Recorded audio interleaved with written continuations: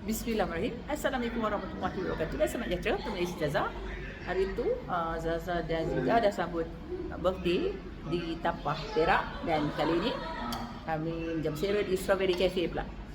Iaitu pada 7 Jun birthday Zaza. Kita meraihkannya di sini bersama Asrul di Manjung Perak. Okey. Zaza pilih salmon grill fish. With salmon fish. Macam husband dia makan sweet sour chicken rice dan minum coconut milkshake.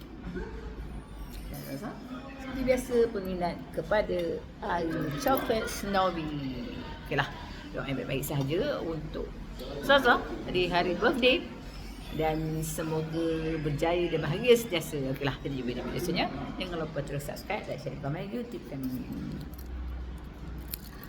Okey, doa selalu.